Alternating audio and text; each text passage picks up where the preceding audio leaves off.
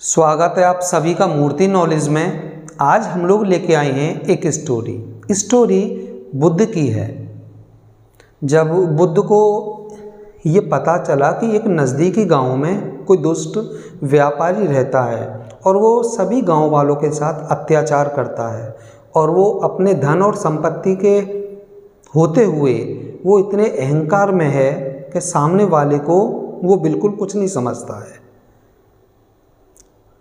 बुद्ध का उस गांव में उपदेश देने के लिए जाना हुआ और इस दुष्ट व्यापारी को इस बात की सूचना मिली कि कोई साधु संत है और वो इस गांव में उपदेश देने के लिए आ रहा है।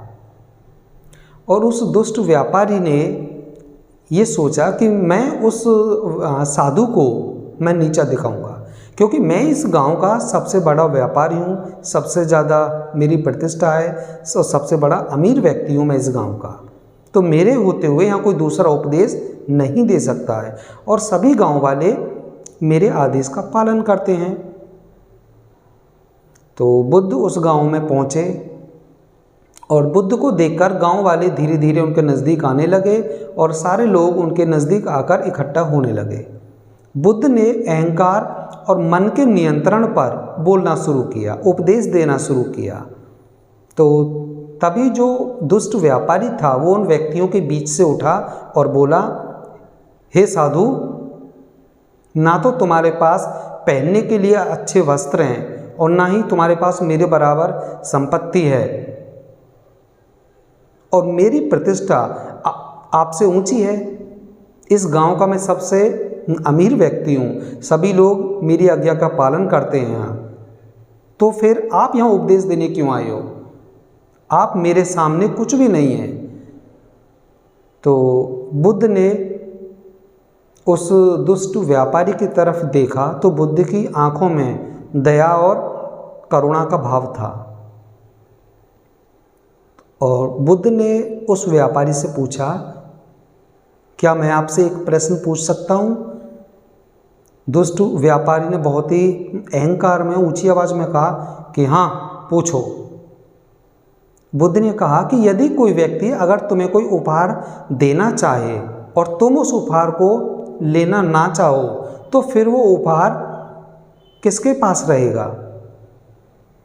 दुष्ट ने एक क्षण सोचा और फिर बोला कि जाहिर सी बात है, ये उपहार उसी व्यक्ति के पास रहेगा जो उपहार को दे रहा है।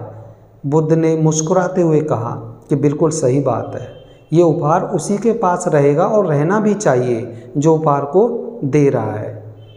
बुद्ध ने कहा, तो फिर मैं तुम्हारे इस अहंकार और इन अभद्र विचारों रूपी उपहार को फिर क्यों लूँ जो तुम मुझे देना चाहते हो?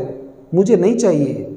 और जब मैं इस अहंकार और अभद्र विचारों रूपी उपहार को नहीं लूँगा तो फिर ये उपहार भी जाहिर सी बात है आप ही के पास रहेगा।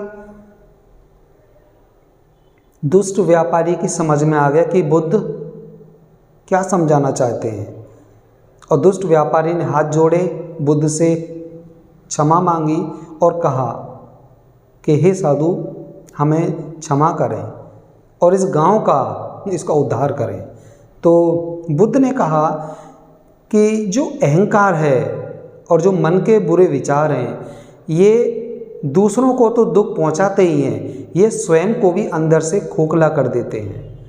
और एक समय ऐसा आता है कि जब आपको सामने वाले की ज़रूरत होती है या सभी की ज़रूरत होती है तो उस वक्त आप अकेले खड़े रहते हैं, क्योंकि कोई आपका साथ नहीं देता। और इसका मुख्य कारण है आपका बुरा व्यवहार, आपकी दुष्टता।